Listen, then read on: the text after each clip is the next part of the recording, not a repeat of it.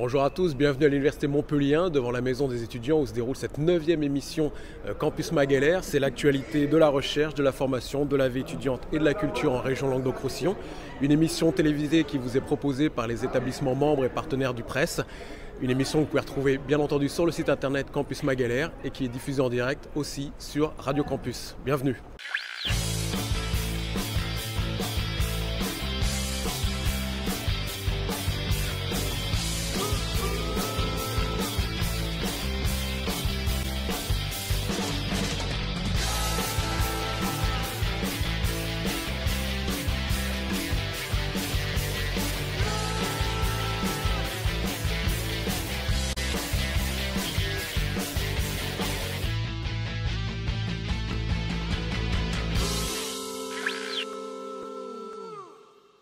Bienvenue donc à l'intérieur de la Maison des étudiants de l'Université Montpellier 1 pour cette 9e édition de Campus Mag Languedoc-Roussillon.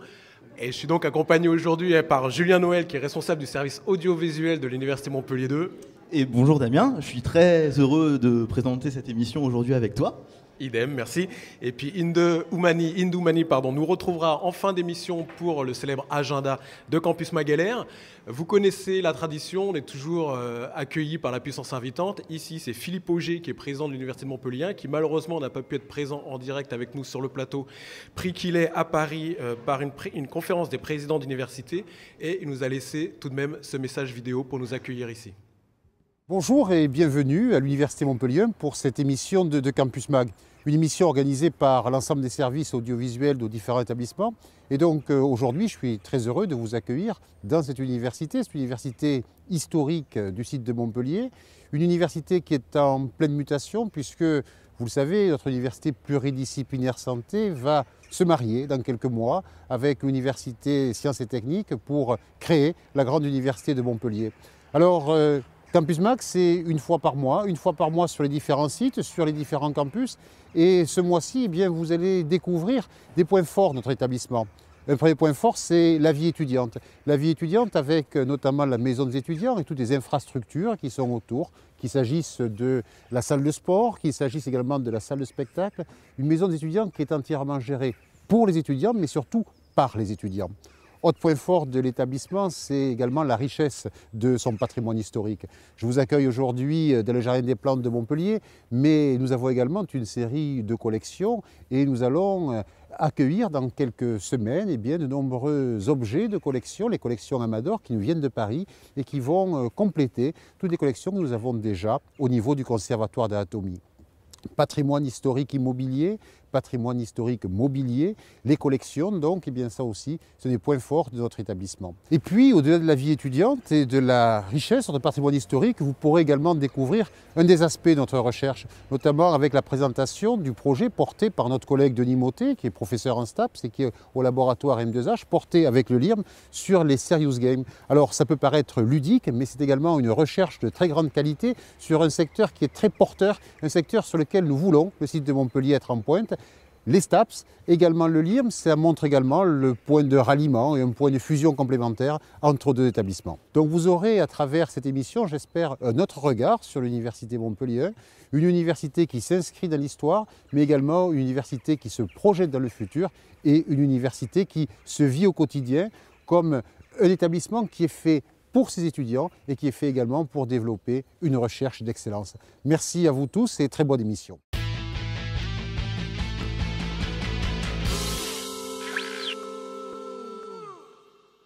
Bien, retour plateau, merci Monsieur Auger qui a donc introduit cette émission dont il vous a décrit par le menu le détail de ce qui nous attend.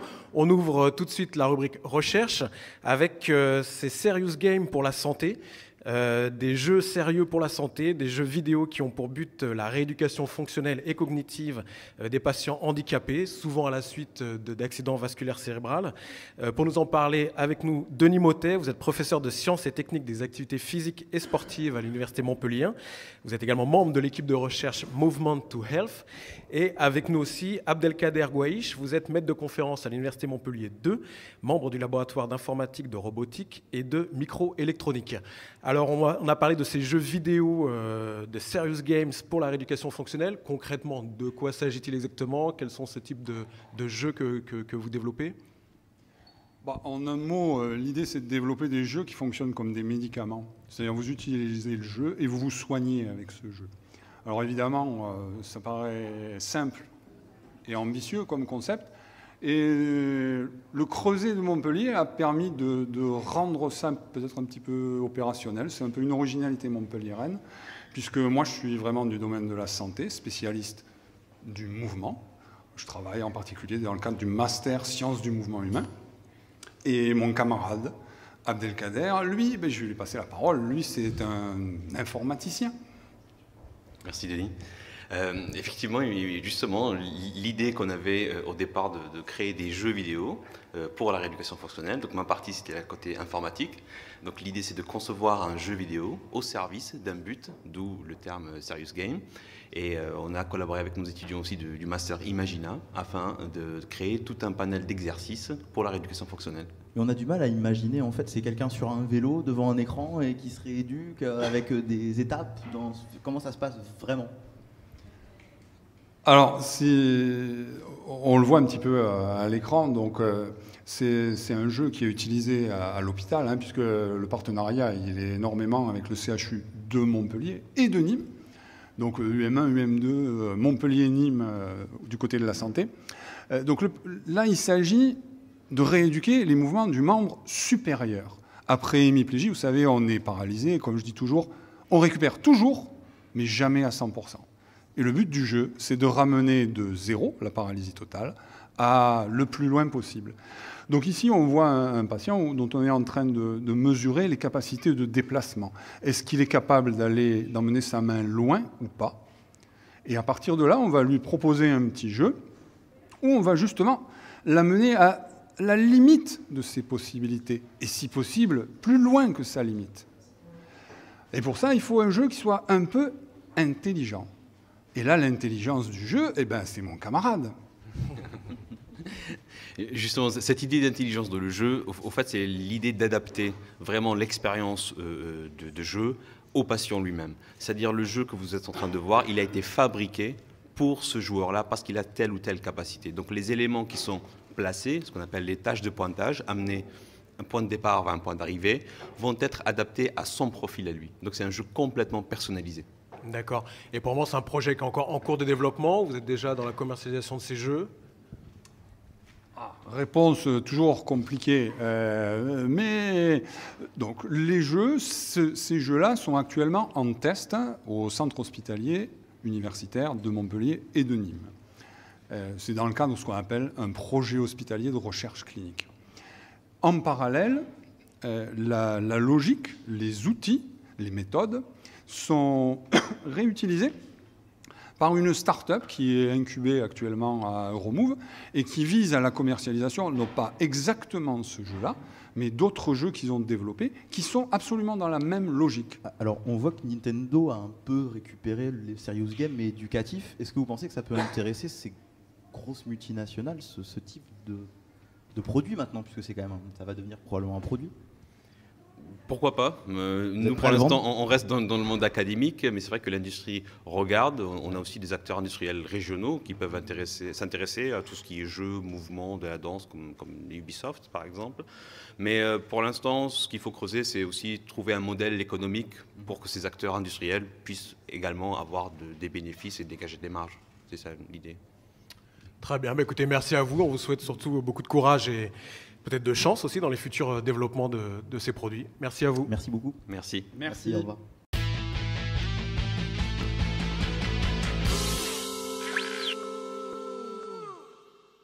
Olivier Panot est professeur à l'université de Perpignan-Viadomicia au sein du laboratoire Génome et Développement des plantes et il travaille sur les gènes volants. Les gènes volants, il s'agit de mettre en évidence la dissémination à grande échelle des éléments transposables par transferts horizontaux chez les plantes. Tout un programme. Il va nous expliquer tout ça en vidéo, on va certainement tout comprendre. Merci à lui. Je m'appelle Olivier Panot, je suis professeur à l'université de Perpignan depuis 10 ans et j'anime une équipe de recherche qui s'appelle Analyse du génome et évolution. C'est une équipe d'une petite dizaine de personnes constituée de chercheurs CNRS, d'enseignants-chercheurs et de techniciens à la fois CNRS et l'université. Mon domaine de recherche, c'est la génomique. Donc on s'intéresse à l'évolution du génome. Donc ce sont des aspects très fondamentaux de la génomique. On essaie de comprendre d'abord de quoi est fait un génome végétal. Alors, le génome, c'est l'ensemble de l'ADN qui constitue les chromosomes, qui constituent le patrimoine génétique. Donc l'objectif de nos recherches, c'est de comprendre de quoi est constitué ce génome et comment il évolue. Alors pourquoi on se pose cette question ? Parce que la découverte majeure de la génomique, je dirais de ces 10 à 20 dernières années, c'est que ces génomes sont constitués de gènes. Les gènes, ce sont les unités d'information biologiques. C'est cette information qui sert à nous fabriquer, à nous reproduire. La découverte principale de la génomique, c'est que ces gènes sont très souvent minoritaires, que les génomes sont constitués de séquences qui ne sont pas des gènes. Donc nous travaillons sur ces séquences qui ne sont pas des gènes et qu'on appelle des éléments transposables. Et nous cherchons à comprendre d'où viennent ces éléments transposables, quel impact ils ont sur la structure du génome et également sur son évolution. Donc la découverte que nous venons de faire, c'est que ces éléments transposables, ces séquences qui ne sont pas des gènes et qui sont néanmoins très très fréquents dans beaucoup de génomes de plantes et d'animaux, ces séquences peuvent s'échanger entre espèces distinctes, ce qu'on appelle un transfert horizontal. Alors, qu'est-ce qu'un transfert horizontal ? Eh bien, contrairement au transfert vertical, c'est le passage de l'information génétique entre deux espèces qui n'ont rien à voir, c'est-à-dire qui ont perdu depuis très longtemps la possibilité de se reproduire par voie sexuée. Attention, la découverte ne concerne que des éléments transposables, donc on n'a pas parlé de gènes à proprement parler. Néanmoins, c'est un dogme qui est mis à mal et les conséquences peuvent être importantes au niveau fondamental sur la vision qu'on a de la dynamique des gènes au sein des populations, par exemple.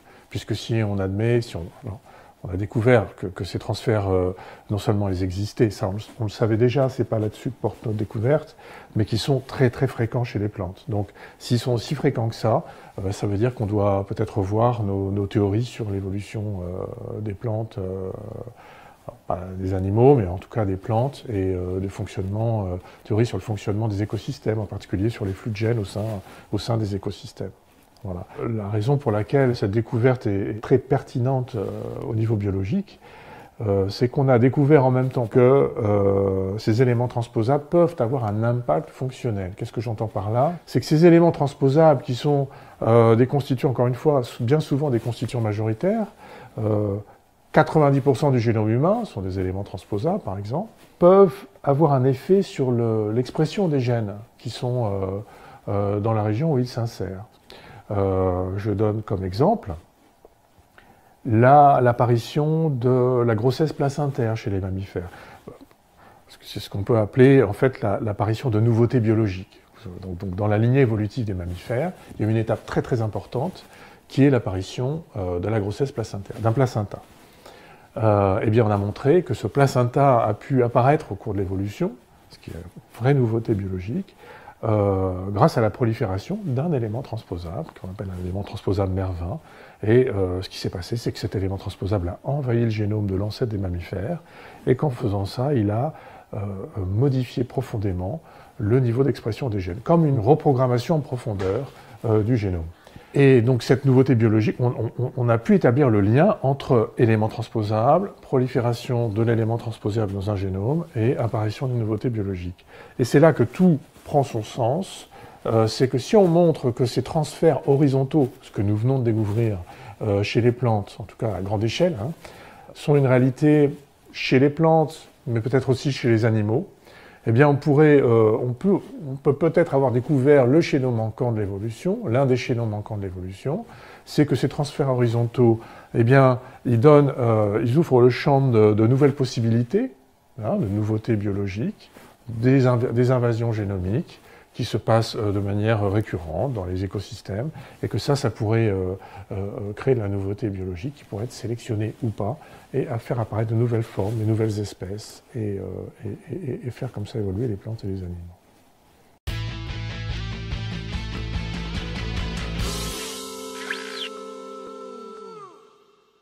Bien, de la biologie à la résilience, il n'y a qu'un pas que nous franchissons avec vous, Aurélie Botta et François Bousquet. Vous êtes tous deux chercheurs au CIRAD, le Centre de coopération internationale en recherche agronomique pour le développement. Et il se trouve que vous êtes à l'initiative et coordinateur scientifique d'un événement qui va se dérouler ici à Montpellier, au Quorum, du 4 au 8 mai 2014, Résilience 2014. Alors c'est un événement qui est international. Je crois que vous attendez beaucoup de monde, de beaucoup de pays. A priori, on va osciller entre 750 et 850 participants de plus de 62 pays. Oui, donc c'est très large. Je crois que c'est la 3e édition. Il y avait déjà eu une première édition à Stockholm, une deuxième à Phoenix, et donc ce troisième événement ici à Montpellier. Alors peut-être, pour nous informer, nous éclairer sur ce sujet, la résilience de nos sociétés et de nos environnements, qui est donc le sujet de cette conférence. De quoi s'agit-il exactement? Voilà, donc tout d'abord l'objet de cette résilience. Là, on a souvent entendu parler par Boris Cyrulnik de la résilience psychologique. Là, ce n'est pas le cas. C'est ce qu'on appelle les systèmes socio-écologiques. C'est tout ce qui est interaction entre dynamique écologique et sociale, une ville, une forêt, un réseau, une filière. Et la résilience, c'est d'essayer de comprendre la trajectoire de ce système qui va subir des chocs, des contraintes, des séries de chocs et de contraintes, et qui va s'adapter, se transformer au cours du temps avec ces chocs. Et concrètement, du coup, c'est quoi? C'est quand il y a une guerre, quand il se passe une crise économique, quand il se passe une crise écologique, vous êtes en train de réfléchir comment réagir, comment réagir à ces... Voilà, notre objet d'étude, c'est ça, c'est de comprendre comment l'objet va s'adapter, se transformer. Des fois, il y a des situations de résilience qui ne sont pas bonnes, qui ne sont pas désirables. On parle des pièges de pauvreté, par exemple, des situations très stables et dont on voudrait sortir. Mais c'est quand même difficile de prévoir une guerre et de savoir comment réagir face à une guerre, par exemple. Alors oui, on n'est pas vraiment dans le... Pas spécifiquement. En tant que scientifique, on n'est pas vraiment dans le comment réagir, on est vraiment dans l'analyse de ces systèmes-là. Et on est plus, si on est au moment de la gestion, de la réflexion, on est plus dans ce qu'on appelle des approches de gestion adaptative, d'accompagnement, pour suivre avec les gens, suivre ces trajectoires dont on parle. Les accompagner. Voilà, puisqu'on est dans un monde d'incertitude, on ne sait pas ce qui va se passer, suivons la trajectoire. Et donc cette conférence sera un grand événement et pas uniquement scientifique. Je crois que vous avez prévu beaucoup d'animations autour de cette conférence, y compris pour le grand public. Alors en fait, cette conférence va avoir un format, on espère, assez original, puisque en fait on a tout réfléchi sur l'idée du dialogue. Dialogue entre académiques et entre le milieu académique et le milieu des praticiens. Parce que, par exemple, le premier jour, nous avons une quinzaine de sites dans la région où il y aura justement des dialogues et des rencontres entre des gens du territoire et des chercheurs de par le monde sur des thématiques et des écosystèmes aussi variés que l'urbain, l'agricole, le marin, que ce soit des écosystèmes naturels ou anthropisés. Donc ça, c'est une chose. Un deuxième type de dialogue, c'est entre science et art. Pour que la conférence ne parle pas que à nos esprits, à nos rationalités, mais aussi à nos sens, que ce soit le visuel, le gustatif, le tactile. Donc je vous renvoie au site internet qui est bien détaillé là-dessus, avec un ensemble, un continuum d'activités dont certaines sont ouvertes au grand public, notamment des spectacles de cirque, des expositions de photos. Et enfin, une place spécifique réservée aux étudiants, avec là encore un moment particulier le mardi soir qui est ouvert à tous les étudiants qui veulent s'inscrire indépendamment de l'inscription à la conférence. Parfait, écoutez, je vous remercie bien. Je vous souhaite évidemment beaucoup de courage pour terminer de préparer cette conférence qui, je rappelle, se déroulera du 4 au 8 mai au Quorum à Montpellier. Et donc, on va sur le site internet pour plus d'informations. Merci à vous. Merci beaucoup, à très bientôt.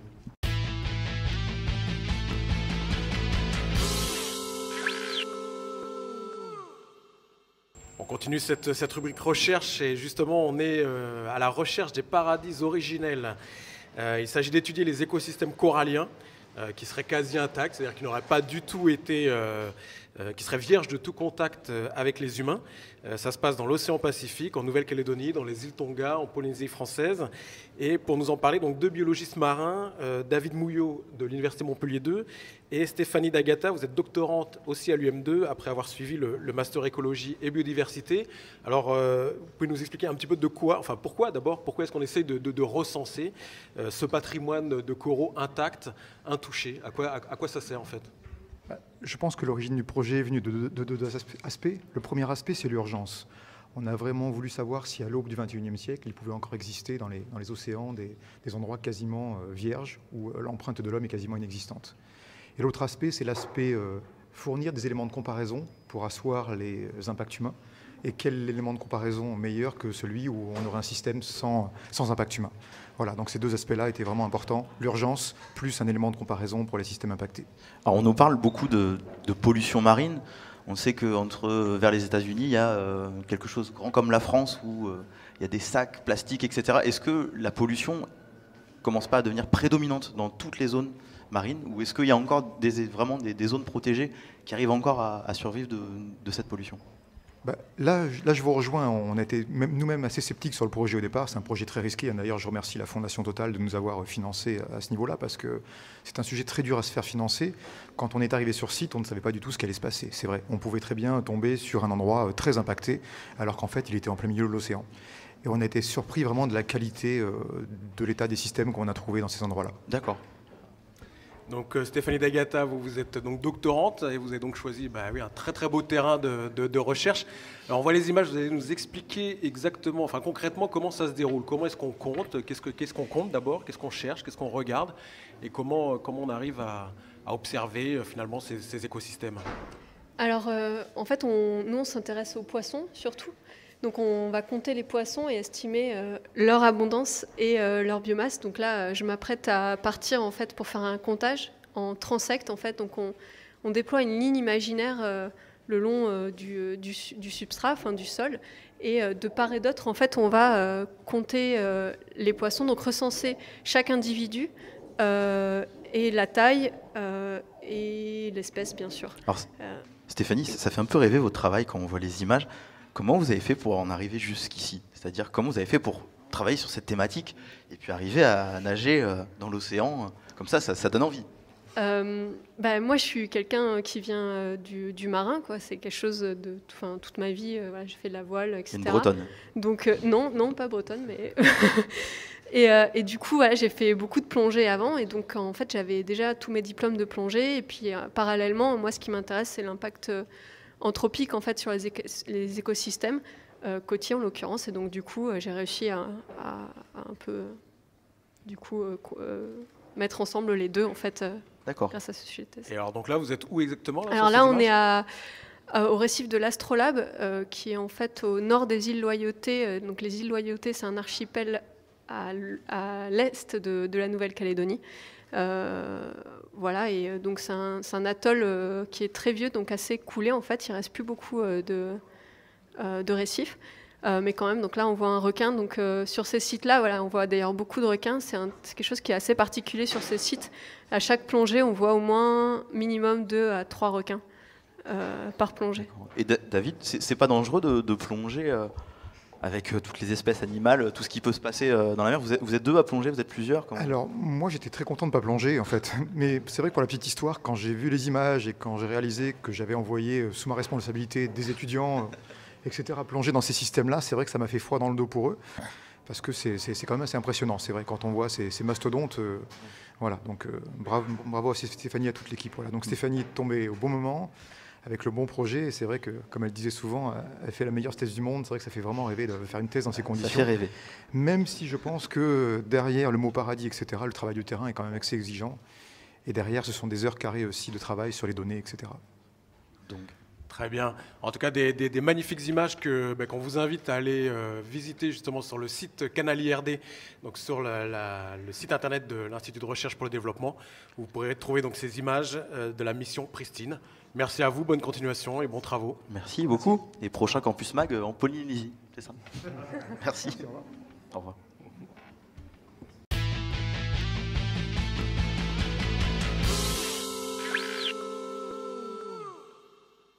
Rubrique étudiant à présent, et pour ça évidemment il fallait la jeunesse triomphante, Julien. Et oui, je suis encore un petit peu jeune, pas pour longtemps.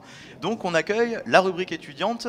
Première rubrique, c'est la maison des étudiants à l'Université Montpellier. Nous accueillons Guillaume Guiducci, vice-président étudiant. Nous accueillons aussi Frauke Badba, régisseuse à la maison des étudiants. Et aussi Ophélie, contrat étudiant chargé de la programmation culturelle. Alors, Guillaume, est-ce que tu peux nous parler un petit peu du cadre? On est quand même au bord du Lez, une belle maison des étudiants. Comment ça se passe ici. Oui, donc bonjour Julien, bonjour Damien. On est déjà très heureux de vous accueillir au sein de la Maison des étudiants. C'est un lieu important pour l'université. Nombreux équipements, que ce soit autant au niveau sportif que culturel, qui permet dans une université très facultaire, qui est éclatée dans tout Montpellier, du nord au sud, avec de nombreuses composantes, et d'avoir un lieu dédié à la culture, avec de nombreuses installations sportives et liées aussi à la santé. D'accord. On a une petite vidéo à regarder. Tout à fait.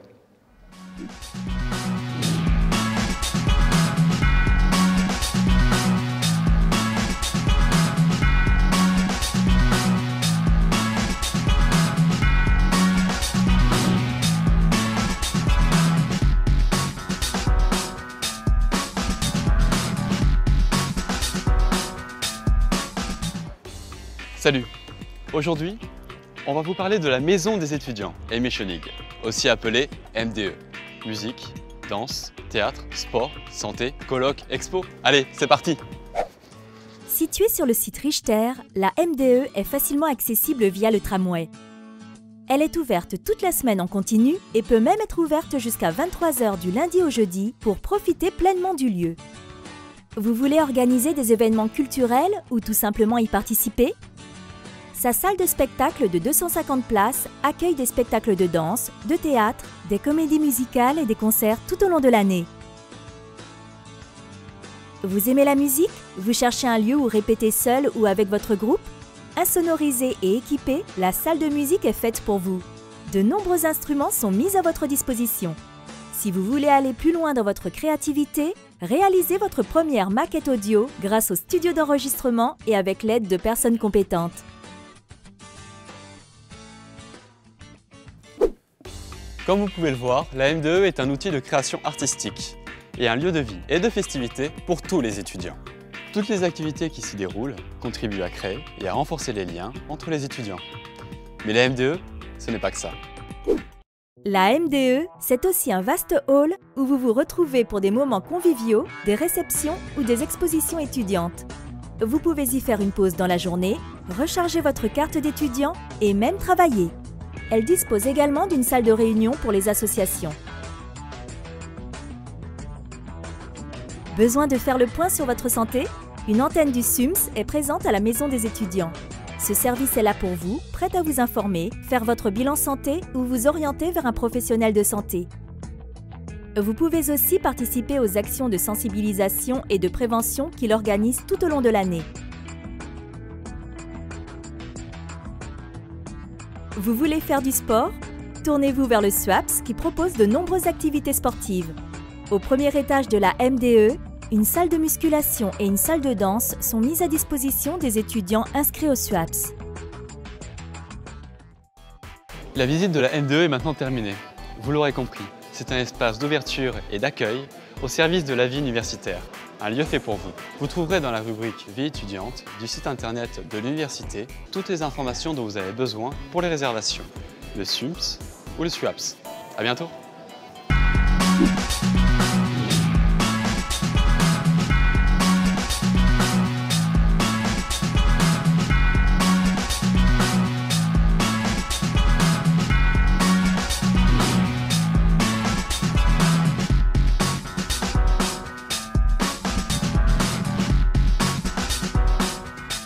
Donc une très belle vidéo sur la Maison des étudiants. Frauke, vous êtes régisseuse à la Maison des étudiants. Comment ça se passe, le côté technique, le côté organisationnel, quand vous avez une troupe de 20 personnes qui viennent pour faire du théâtre ou des musiciens? Comment ça se passe? Alors, la Maison des étudiants accueille des colloques, des conférences et des spectacles, comme vous disiez. Vous êtes accueillis par une équipe composée d'un chargé administratif, Axel Arsac, et dans la technique, c'est Pierre Geoffrey. C'est une équipe qui accueille tous les événements. Pierre Geoffrey a mis en place un équipement technique formidable pour les conférences, pour la transmission en direct et les streaming. Et nous accueillons les ARS, les CNRS, les spectacles et prochainement les associations étudiants avec Orthofaso qui a une soirée les 16. D'accord. Et l'ECUM, la chorale interuniversitaire. D'accord. Voilà. Alors Ophélia qui s'occupe justement de la programmation, c'est quoi, on vient d'en parler un petit peu, mais la programmation future sur cette salle, sur cette jolie salle? Donc, Jeanne et moi, nous occupons de la programmation pour l'année 2014-2015. Donc, à savoir, il y aura des projections de films, il y aura aussi des spectacles de théâtre et aussi de la musique. Donc, voilà, nous vous invitons à suivre la programmation qui sera disponible dès les inscriptions. On la retrouve où? Sur le site Sur le site, sur la page Facebook, et nous distribuerons des flyers en fait, avec les programmations pour l'année prochaine. D'accord. Et voilà. Est-ce qu'on peut louer, si admettons, moi je suis musicien ou je fais du théâtre, si j'ai envie de louer la salle, est-ce que c'est possible? Si je ne suis pas étudiant, par exemple, est-ce que ça se fait ou pas? Le comité de gestion étudie toutes les demandes, tous les mois. Donc c'est possible de venir utiliser cette salle, autant extérieur, étudiant. Toutes les demandes sont étudiées à travers le bureau de la vie étudiante et le comité de gestion de la maison des étudiants. Super. Parfait. En tout cas, on s'y sent bien. Merci à vous. Merci beaucoup. À très bientôt.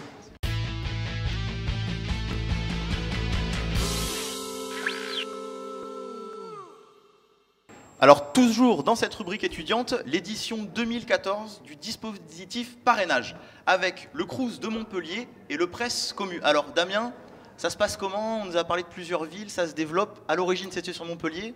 Eh bien oui, cette année, ce dispositif qui avait été mis en place il y a 3 ans sur la ville de Montpellier s'étend désormais aux villes de Nîmes et de Perpignan. C'est la grande nouveauté de cette année. Donc, on accueille des étudiants à la maison, on les accueille et puis on leur fait voir un petit peu la ville. Absolument, c'est ce qui nous est expliqué là, dans ce reportage. Super, on regarde. Oh, to begin with, my name is... What? Yeah. I applied for a scholarship and, well, I got it. Lucky kid. So, I signed up to have a local student come meet me at the train station in Montpellier. Great, and that's fun to welcome you? No. Oh yeah, let's go. No, once we get there, we go straight to the office for international students and get started with everything. Yeah, that's good. So no chance of getting lost. Sounds pretty good, I think. Bonjour Cathy, je viens d'arriver à Montpellier. Je vous rencontre seulement maintenant quand c'est jamais vous. Mais comment est-ce qu'on va faire pour se reconnaître? Ne t'inquiète pas pour ça, Brad. Tu me reconnaîtras. Cathy has been studying law in Montpellier for the last 3 years. With her experience, she quickly understood my difficulties. Vous êtes bien, Cathy? Oui, c'est moi. Salut. Oh. Bienvenue à Montpellier. Everything was easier with her help. C'est vraiment cool cet endroit. Mais t'as pas fini d'en découvrir plein d'autres à Montpellier. I met other international students like me. The campuses are modern, there's Wi-Fi everywhere, and then, of course, the beach, the parties. Yeah, I worked pretty hard.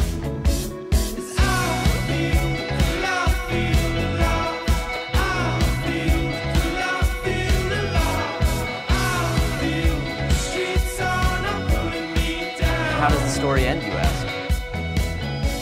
Well, you'll have to write it yourself.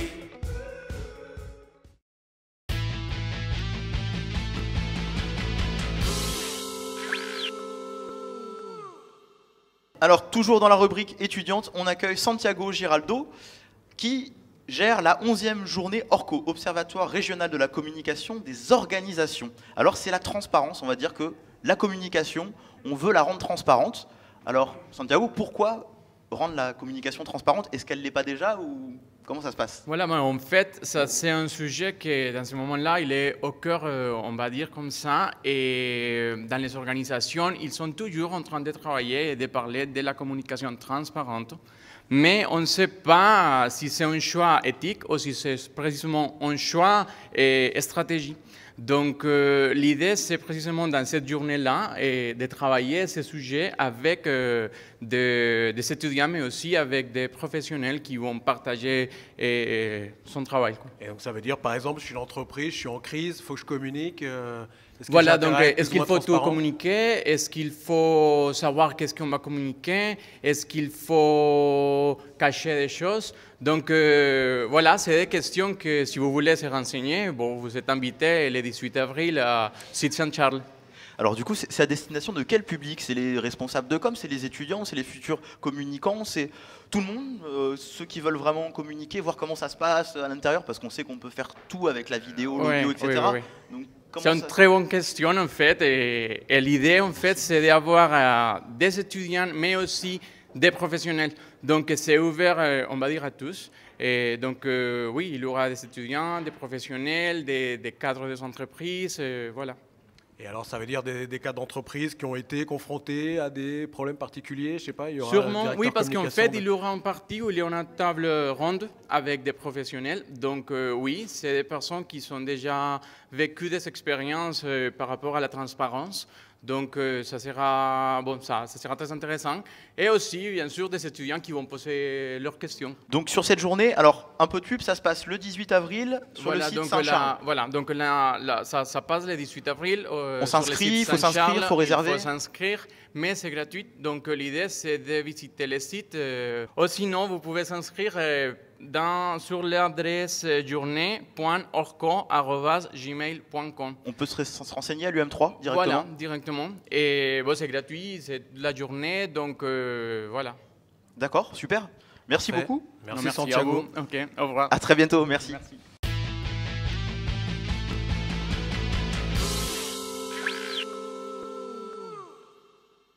Toujours dans la vie étudiante, organisé à l'université Montpellier 3, le premier championnat d'orthographe. Alors, Damien, est-ce que tu es bon en orthographe, toi? Bien sûr, aucun problème. Pas de souci. Et donc un reportage qu'on va voir qui va nous raconter ce championnat qui a été réalisé par les services audiovisuels de la DSI de l'UM3. Tout à fait, à l'occasion de la journée porte ouverte du 19 février. On regarde ça tout de suite. Le 19 février, l'université Paul Valéry ouvrait ses portes au public pour permettre aux futurs étudiants de découvrir l'ensemble de ses filières pédagogiques, réunissant les arts, les lettres, les langues, les sciences humaines et sociales. S'il est un événement qui parvint à fédérer l'enthousiasme des différents acteurs de cette journée, ce fut le tout premier championnat d'orthographe que l'université organisait dans ses murs. L'idée était celle d'un rassemblement convivial. Que vous soyez lycéen, étudiant ou personnel de l'université, vous pouviez participer et tenter de remporter la médaille en bronze de la Monnaie de Paris. Donc au niveau de la date, la catégorie à laquelle vous appartenez, lycéen ou étudiant ou personnel. Pour réussir ce concours, il eût fallu que la glotte des participants s'entraînât aux phonèmes les plus fallacieux, que leurs lobes s'essayassent aux ellipses les plus subtiles. Lors d'une dictée de Noël, nous avons eu l'idée avec nos étudiants de créer une dictée, une fameuse dictée, donc le premier championnat d'orthographe de l'UPB. Je tiens à remercier et à féliciter tous nos étudiants de licence de lettres, d'études et pratiques du français, de la préparation au concours de conservateur, qui ont produit le texte, qui ont créé eux-mêmes le fameux texte de la dictée et les fameuses phrases. Ce sont eux qui vont corriger les copies. Madame Tar, qui est donc à l'initiative du projet, et elle nous a demandé de composer la dictée. Donc effectivement, l'intégralité de la dictée a été rédigée par 3 classes différentes de l'université. On a l'impression d'être des enseignants. C'est intéressant de voir les fautes en fait que font, surtout là on corrige pour le personnel, donc c'est intéressant de voir les fautes que peuvent faire les professeurs. Quand on a élaboré la dictée, on a été un petit peu sévère, donc je pense qu'on va être intransigeant. Voilà. Il faudrait commencer à travailler pour dire ça. Oui. Bon alors, ça va pas du tout non plus. Ça me fait direct la page. Ne se perdissent pas entre-temps dans quelques... 27 fautes et je ne suis même pas allé jusqu'à la fin. Quelles sont les meilleures copies? Une erreur? 3, 4 et 8. Parmi les concepteurs du projet, les étudiants de la licence de lettres, études et pratiques du français se préparent tout spécialement au concours d'orthophoniste. Leur parcours s'articule notamment autour de l'étude de la grammaire et de l'expression écrite, l'expression orale, le vocabulaire et l'orthographe. Un arsenal pédagogique leur ayant permis de concevoir une dictée riche en surprises à la hauteur d'un championnat. Et un axolote. Non, c'est ça. Et un axolote. Et un axolote. C'est du vieux mexicain.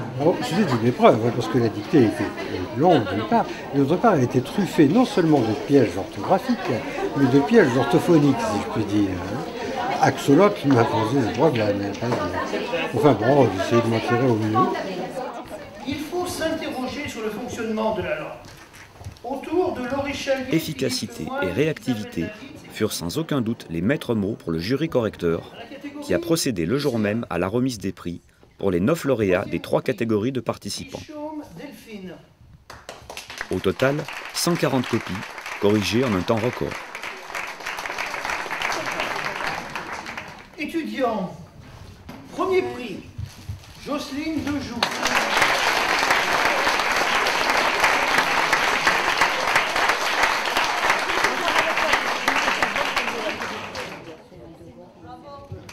Et bien sûr, il y aura une suite et peut-être inviter également les Montpelliérains qui sont fort intéressés et qui ne peuvent pas venir aujourd'hui.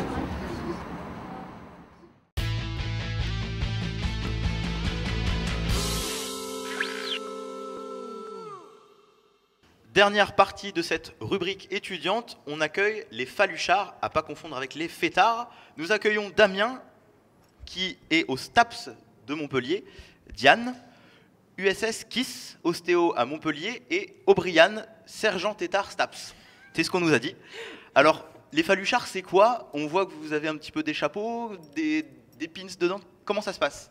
Alors en fait, la faluche en soi, le bout de tissu, c'est la coiffe nationale des étudiants en France, traditionnelle, qui date de 1888. Et au-delà de ça, c'est un rassemblement d'étudiants et d'anciens étudiants aussi, qui se retrouvent régulièrement, notamment au niveau national, ce qui nous permet de faire la fête, effectivement, mais surtout de nous créer un réseau pour tout ce qui est professionnel ensuite, qui va nous aider. D'accord. Alors Diane, on nous a dit que tu étais ancienne étudiante, mais tu restes falucharde quand même. Alors oui, en fait, j'ai été baptisée pendant mes études, avant d'avoir mon diplôme. J'ai eu mon diplôme l'an dernier, donc maintenant je suis ostéopathe. Disons que après le diplôme, on n'est pas mis dehors de la faluche, on peut continuer la vie de faluchard puisque ça reste quand même des liens très forts qu'on crée, des grandes amitiés, des choses comme ça. Et après, quand on décide, on peut décider de faire quelque chose de significatif qui est l'enterrement de la faluche et qui représente la fin de la vie de faluchard. Personnellement, j'avais jamais entendu parler de la faluche et des faluchards. C'est quoi, c'est une société secrète ou moi il n'y en avait pas là où j'étudiais? Pas du tout, justement. On essaie d'encourager les faluchards à porter leur faluche quand ils vont en cours, quand ils ont des manifestations étudiantes. Et on essaie de la faire connaître parce que surtout pour beaucoup de gens, ça reste, ils ont la fausse idée que c'est que les étudiants en médecine qui ont la faluche, alors que c'est vraiment la coiffe de tous les étudiants français. D'accord, donc c'est votre beau chapeau. Peut-être vous pouvez nous décrire un petit peu qu'est-ce qu'il y a dessus, là, parce qu'on voit qu'il y a plein de pins, plein de choses magnifiques. La tienne est la plus représentative. Alors, on prend la mienne parce que c'est la plus simple. Une faluche, elle représente la vie étudiante de la personne qui la porte. Donc, c'est personnel. La couleur correspond à la filière. Et là, on a le circulaire avec donc le surnom, les initiales de la personne, l'année du bac et la filière du bac. On a l'insigne de filière, donc moi c'est un os sphénoïde pour l'ostéopathie. Après on a une étoile par année d'études, et donc moi j'ai la chance et la fierté d'avoir une palme de diplôme puisque j'ai fini mes études. D'accord. Voilà. Alors O'Brien, on voit que ta faluche est vierge, donc tu es encore un faluchard vierge. Absolument. Comment ça se passe le fait d'avoir tout ça, comment on l'obtient en fait? Voilà, donc moi j'ai découvert la faluche il y a 1 an et demi environ, donc c'était des personnes du STAPS qui l'apportaient et on m'a expliqué que c'était un rassemblement d'étudiants, on rencontrait des gens assez intéressants de tout horizon. Du coup j'ai voulu passer ma faluche et là je l'ai passée il y a moins de 3 mois, c'est pour ça qu'elle est vierge. D'accord, elle est encore toute belle, mais elle va bientôt évoluer comme les autres. Voilà, c'est ça. D'accord, mais merci à vous. Merci, oui, parce que tu as quand même ton bac en fait. Oui, d'accord. Ben, merci à vous, puis je sais pas, bonne soirée, bonne faluchardise alors. À vous. À vous aussi, au revoir. Merci, à très bientôt.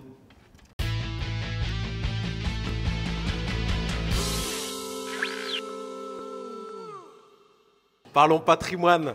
Patrimoine à présent avec Caroline Girard, qui est conservatrice du musée d'anatomie et chef du projet Amador. On va mieux comprendre de quoi il s'agit, mais si j'ai bien compris, il s'agit de rapatrier des pièces anatomiques des collections du musée Delmas Orfila Rouvière de Paris, ici à l'université Montpellier 1. C'est, j'imagine, formidable. De quoi s'agit-il exactement ? Alors pour commencer, j'aimerais parler du sigle Amador, en fait, ce qui signifie Association des musées d'anatomie Delmas Orfila Rouvière. Et donc c'est le sigle qu'on a retenu, même si les collections de Paris qu'on va déménager appartenaient à plusieurs propriétaires, à la fois l'université Paris 5 Descartes, la Société française d'anatomie normale et pathologique et l'association des musées d'anatomie Delmas Orfila Rouvière. Ces propriétaires ont fait don de cette collection à l'université Montpellier 1, qui donc va assurer le déménagement de 7500 pièces à Montpellier. Voilà, c'est pour ça que j'ai été recrutée en septembre dernier. Parfait, sachant que le musée d'anatomie de Montpellier contient déjà beaucoup de pièces. Oui, le conservatoire d'anatomie de Montpellier est déjà très fameux. Il comprend 5700 pièces d'anatomie normale, pathologique et comparée dans un écrin architectural qui a été réalisé au XIXe siècle. Et vous allez mettre ça où? Parce que c'est déjà complet, votre... Alors justement, on y travaille depuis mon arrivée, et même avant mon arrivée, il y avait déjà eu des projets d'aménagement, notamment d'une salle d'exposition, puisqu'on va déménager une première partie de la collection parisienne d'ici l'automne et qu'on va faire une sélection d'objets qui vont être présentés au public dans cette salle d'exposition. Et par ailleurs, on aménage des salles de réserve, toujours dans les locaux du bâtiment historique. Donc c'est une petite remise à neuf, parce que c'est vrai que ce musée, je pense que tout nouveau Montpelliérain va le voir au moins une fois. Il est impressionnant quand même, parce que c'est assez impressionnant comme musée, mais voilà, ça... Alors, en fait, le conservatoire d'anatomie reste le conservatoire d'anatomie avec les collections montpelliéraines. Et parallèlement, on a aménagé une salle d'exposition pour la collection dite parisienne, et en outre, des salles de réserve pour les objets qu'on n'aura pas la place d'exposer. Voilà.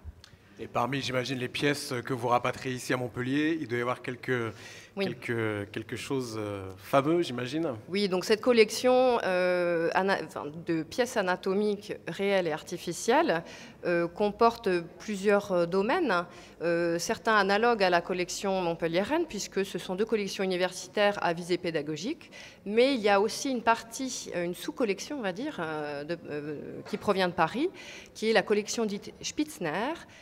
C'est en fait un anatomiste indépendant du XIXe siècle qui avait constitué un musée forain dans la vogue des musées forains du XIXe siècle. Et cette collection a été acquise par don par l'université Paris 5 Descartes, et donc elle arrive à Montpellier. Mais on y voit quoi dans cette collection? Voilà. Il y a des animaux à 5 pattes, il y a des tortues à 3 têtes, comment ça se passe? Comme c'était un musée à visée différente, puisque c'était un musée forain, il y a des pièces un peu plus impressionnantes, notamment des gisants, qui sont des sculptures d'humains allongés, comme on parlait des gisants au Moyen-Âge, là, sauf que ce sont des gisants anatomiques en cire. La cire étant un matériau illusionniste qui permet d'imiter le réel. Donc il y a toute une collection de gisants, notamment une Vénus anatomique. Donc c'est une femme que l'on déshabille, en fait, et petit à petit on arrive jusqu'au squelette. Donc c'est impressionnant, comme le musée actuel, ça va être impressionnant toujours. Oui, oui, et il y aura donc beaucoup de pièces comme ça en cire. Il y a aussi une pièce assez majeur, qui est le gorille de Ozu, dont on voit à mon avis une photo, qui est un gorille en papier mâché, entièrement démontable, comme un gros puzzle en 3 dimensions. Et c'est une pièce majeure puisqu'il en existe 2 en France. Voilà. Un au Muséum national à Paris et donc un bientôt à Montpellier. Et donc, à partir de quand est-ce qu'on pourra découvrir ces nouvelles collections? À l'automne prochain, si tout se passe bien, il y aura une exposition, on va dire un florilège de la collection parisienne dans le bâtiment historique de la faculté de médecine. Super. Parfait. On ira bientôt. On a hâte d'y être. Merci. Merci beaucoup à vous.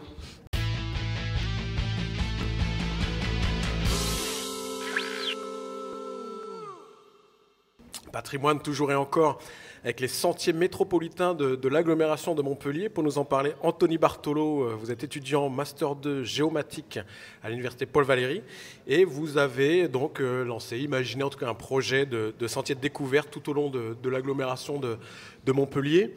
Vous pouvez nous décrire un petit peu quel parcours vous voulez nous faire découvrir? Qu'est-ce qu'il y a encore à découvrir aussi dans l'agglo de Montpellier que nous n'ayons encore vu? En fait, déjà, il y a beaucoup de choses à découvrir, comme l'oppidum de Murviel, peu de personnes le connaissent. Donc on a mis au point en fait des sentiers qui vont suivre une boucle métropolitaine d'environ 100 km autour de Montpellier. On va découvrir de différents paysages, une biodiversité qui sera différente entre le littoral, la vigne, la garrigue, la ville.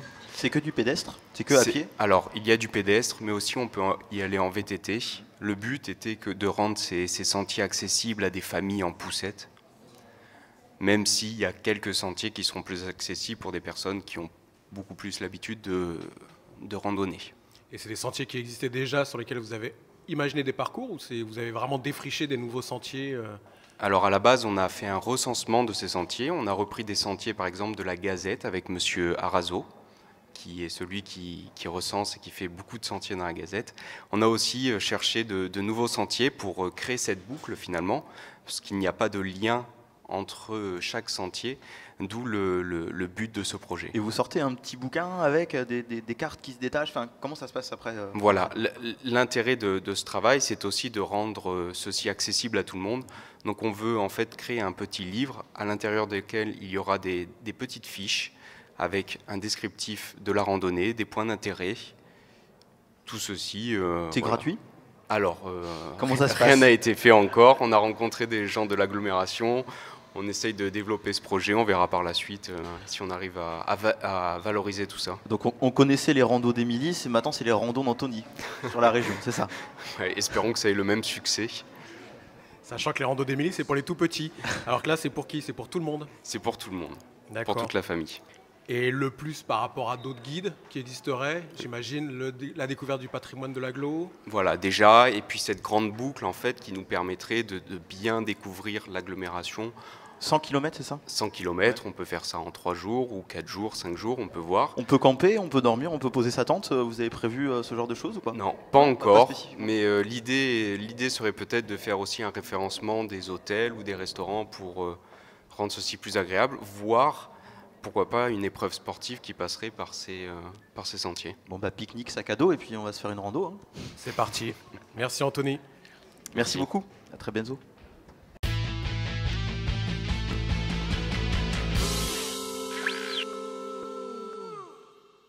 Alors il n'y a pas que l'amour dans le pré, il y a aussi des startups paraît-il. Un concours, la Startup est dans le pré, a été lancé à l'initiative notamment, mais de l'INRA et de Montpellier Supagro.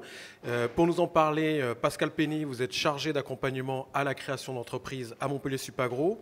Et puis deux lauréats justement de ce concours qui vont nous expliquer de quoi il en a retourné et surtout ce qu'ils en ont retiré. Charles Moscovitch de Montpellier Supagro et Hugo Santacreux, vous avez étudié à Bordeaux Sciences Agro et vous avez tous les deux développé un projet dont vous allez nous parler, Eneo, qui a donc été lauréat de cette start-up est dans le pré. Alors de quoi s'agit-il exactement ? Eh bien, bonjour à tous. Il s'agit d'un concours coaching. C'est un format un petit peu original qui vise à rassembler pendant un week-end au même endroit des porteurs de projets de start-up et des coachs, alors principalement en marketing, et des spécialistes de la création d'entreprises innovantes.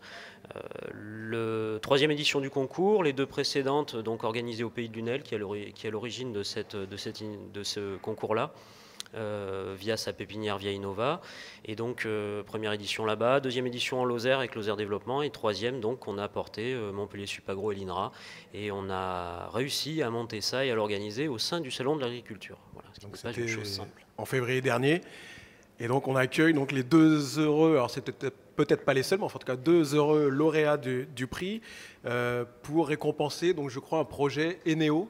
Oui, Est-ce que vous pouvez nous décrire ? Bonjour à tous. Notre projet Eneo, on est composé d'une équipe de 3 ingénieurs agronomes, spécialisés dans les technologies de l'information et de la communication. Et donc on a créé la start-up Eneo, qui vise à véritablement protéger les ressources naturelles et à aider à leur gestion. Pour cela, on a développé une solution informatique basée sur de la cartographie participative, pour la gestion du territoire et plus spécifiquement pour la gestion de l'eau. Et donc dans ce cadre-là, on a participé à la start-up et dans le pré.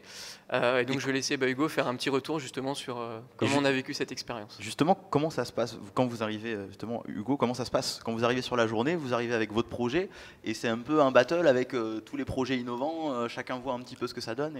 Alors oui, c'est en quelque sorte ça, c'est-à-dire que nous on est arrivé assez confiants à ce concours et on s'est pris très rapidement une claque puisqu'on avait une façon de présenter qui était beaucoup trop technique et ça nous a vraiment appris à mieux cerner différents types de publics, par exemple surtout le grand public pour lequel il était difficile d'expliquer ce qu'on faisait et du coup grâce à ça, grâce aux différents coachs, on a réussi à travailler notre discours et ça nous a donné une bonne visibilité aussi d'un point de vue communication avec toutes les personnes qui étaient présentes, le salon de l'agriculture, tout ce cadre était très intéressant. Ouais, donc ça offre une belle visibilité.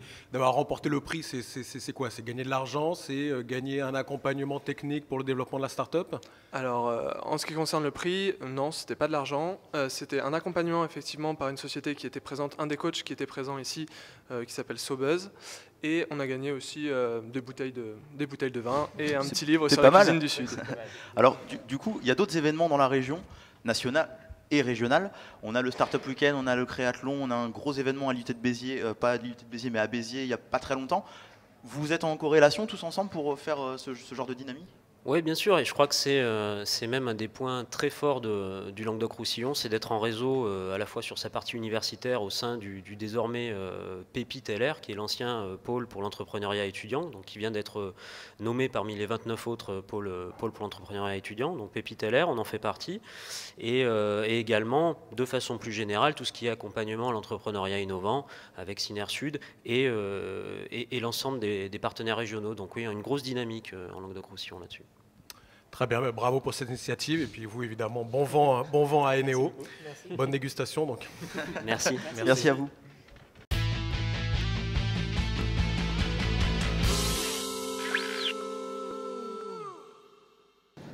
L'Université de Nîmes développe le réservoir à souvenirs.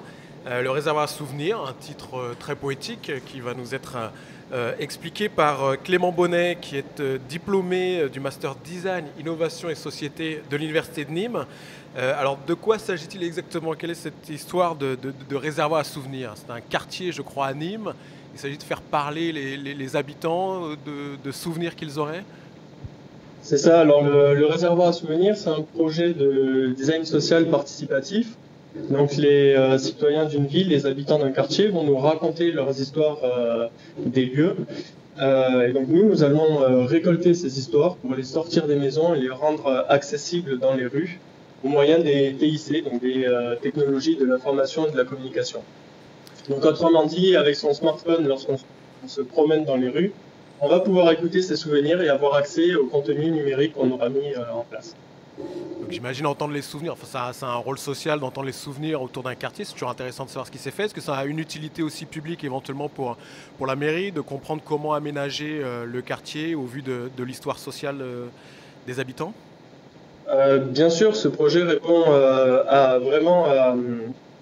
à des besoins qui ont été identifiés par la ville, comme de conserver la mémoire, créer du lien social, rendre le quartier attractif et aussi mieux accueillir les nouveaux arrivants dans un quartier pour mieux s'intégrer et améliorer son habitabilité.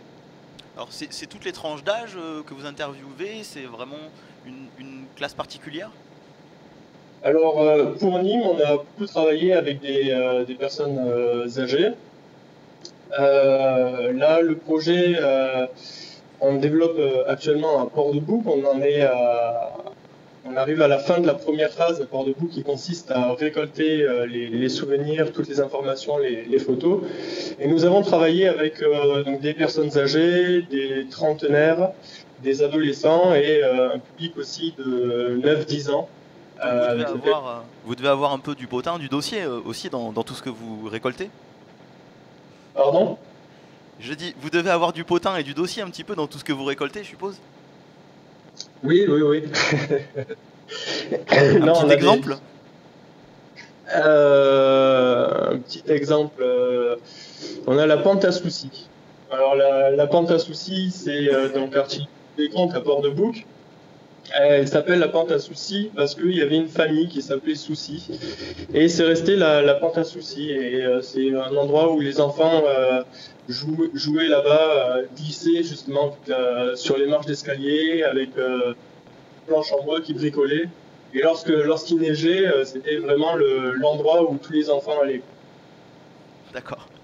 Alors j'ai lu que vous définissiez le design social comme l'habitabilité du monde. Alors est-ce que vous pouvez nous expliquer un petit peu ce qui se cache derrière ce concept de design social?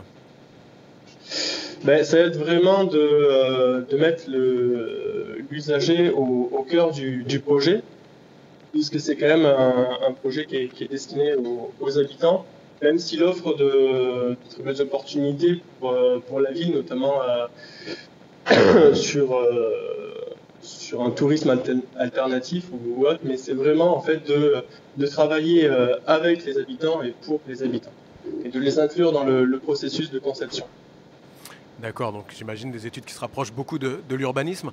Donc vous avez travaillé sur Nîmes, Port-de-Bouc, un prochain terrain d'investigation? Alors, on a des contacts maintenant un peu France, notamment Carcassonne et Montpellier, mais on peut reparler pour l'instant. On peut retrouver ça sur un site? On peut retrouver tout ça sur un site internet? Alors, sur le site internet qui est le réservoirasouvenirs.com, qui va être modifié au fur et à mesure, puisque nous avons d'autres idées, nous imaginons aussi d'autres fonctionnalités pour le site et pour le projet, mais qui restent encore confidentielles. Parfait. Ben, merci beaucoup à vous. On espère donc vous accueillir bientôt à Montpellier pour des projets de design social dans notre ville. Merci. À bientôt, au revoir. À bientôt.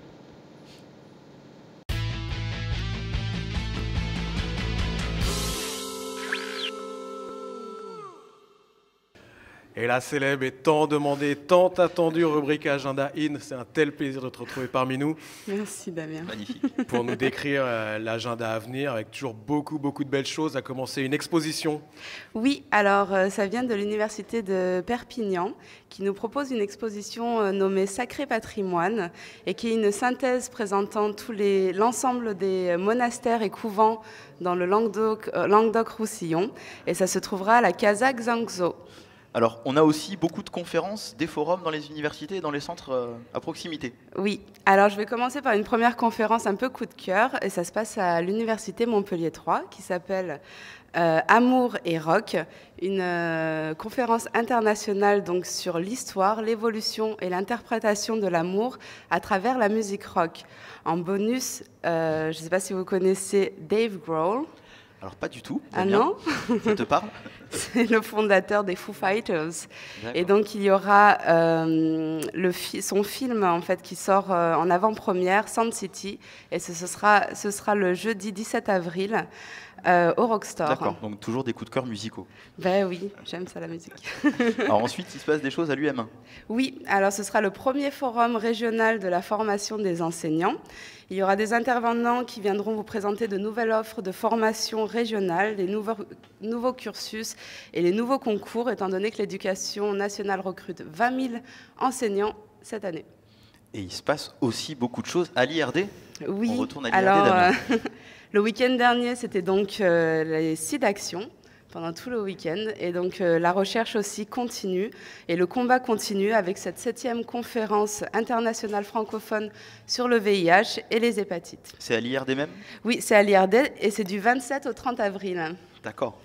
À l'UM2, chez nous un peu aussi. Oui, l'UM2 qui accueille un grand ponte de l'écologie des arbres.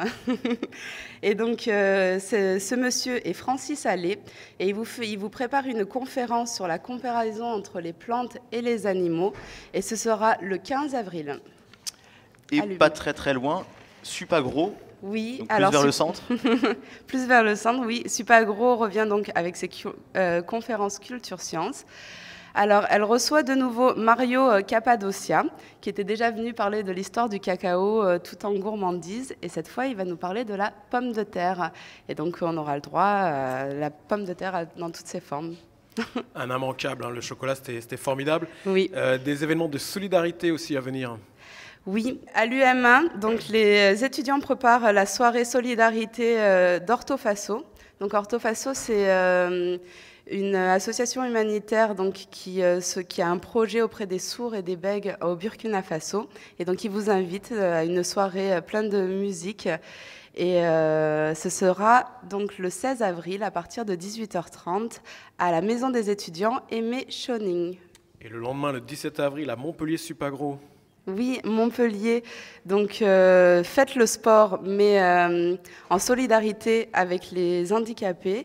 Et donc, il vous propose une journée d'ateliers et d'initiation à la Sarbacane, à l'handi-basket, l'handi-vélo et plein d'autres choses. Alors, on a le gros festival étudiant de création étudiante in vitro. Oui, qui est organisé par le Crous de Montpellier. Et donc, il vous propose tout un programme du 11 avril au 4 juin.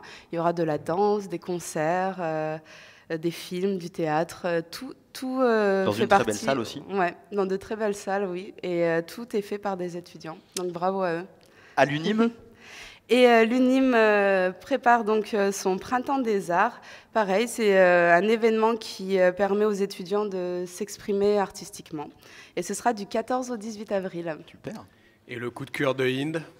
La musique. Non, c'est le festival Arabesque. Excusez-moi, oui, j'ai changé. Pardon. C'est le festival Arabesque qui va se passer du 19 au 25 mai au Domaine d'Eau.